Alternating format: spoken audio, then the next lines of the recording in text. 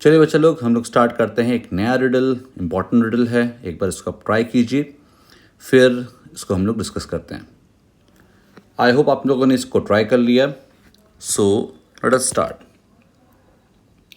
ठीक है, यहाँ पर हमारे पास बेंजीन है और हमारे पास ये आपका ClAlCl3 है। नौ बच्चों ध्यान रखिएगा, ये आपका फिडेलक्राफ्ट अल्काइलेशन रिएक्शन है और अल्काइलेशन रिएक्शन में हम लोग को पता है कि यहाँ पे रीअरेंजमेंट पॉसिबल है।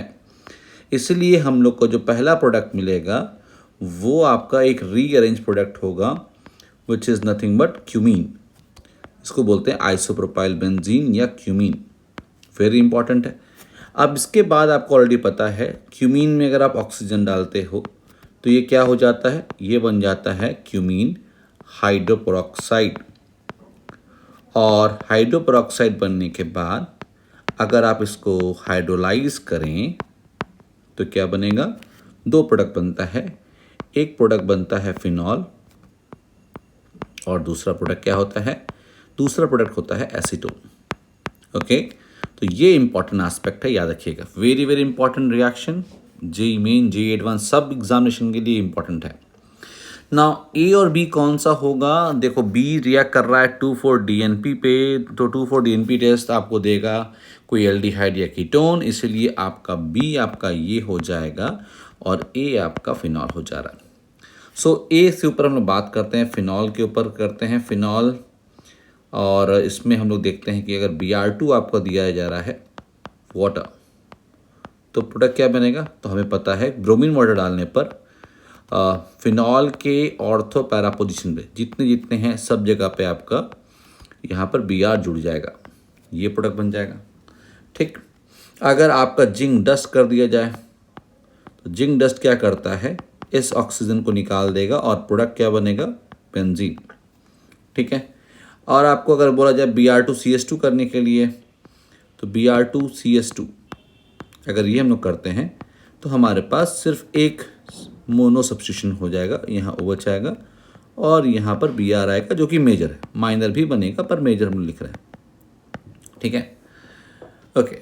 और क्या दिया हुआ है, और दिया हुआ है कि यहाँ पर ये आपका हो जाएगा F, हम लोग लिख लेते हैं पहले। ये है आपका D और ये है आपका E।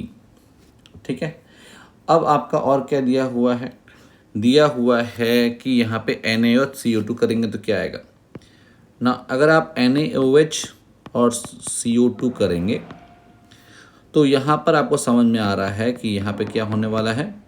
थर्ड स्टेप में आप H+ कर रहे हो तो ये आपको पता है, H3O+ करो H+ करो, ये आपको पता है कि ये क्या होने वाला है, ये आपका कोलबेज रिएक्शन होने वाला है और OH आएगा, यहाँ पे COOH आ जाएगा।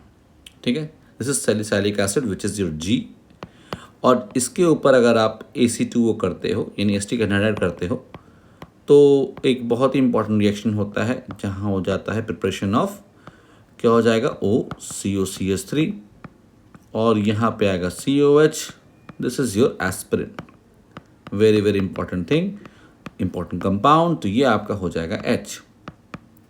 ठीक है, अब आपका यहाँ पर दिया जा रहा है, ये दो सब रिएक्शन हो गया। अब आपको बोला गया कॉन्क H2SO4 2 इक्विवेलेंट्स, तो क्या होगा, आपका OH के ऑर्थो एंड पैरा पर 2 बार SO3H लग जाएगा। ठीक है, इंपॉर्टेंट रिएक्शन NCERT में दिया हुआ है।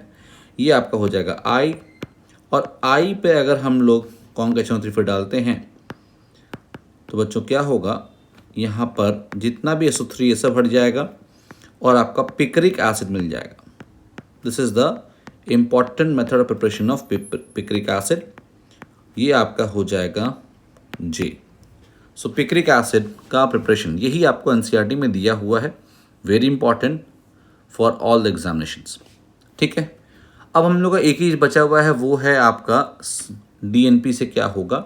जब B आपका 2,4-DNP से कर रहा है तो ये 2,4-DNP क्या करता है, 2,4-DNP होता है क्या, 2,4-DNP का मतलब हो गया आपका 2,4 डाइनाइट्रोफिनाइल हाइड्रोजीन है, तो ये आपका NH2 हो गया, यहाँ पे NO2 है और यहाँ पे NO2 है।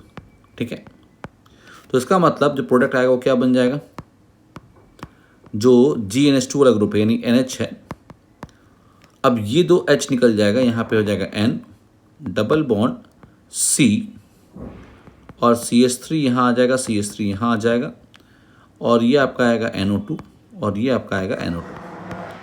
So this is your product C। ठीक है, I hope you got it. GNH2 group जो होता है जहाँ पर NH2 लगा होता है, किसी और ग्रुप G हम लोग बोल रहे हैं फिनाइल हाइड्रोजन वाले पार्ट में, तो वहाँ पर दोनों H निकल जाएगा और यहाँ पर क्या बन जाएगा, वाटर बन जाता है। तो हमें ये प्रोडक्ट C मिल गया। बहुत ही प्यारा रिडल था, आई होप आप इसे सीखा होगा। सो ऐसे और रिडल्स हम लोग करेंगे और मास्टरी करेंगे। Okay, thank you, take care, bye.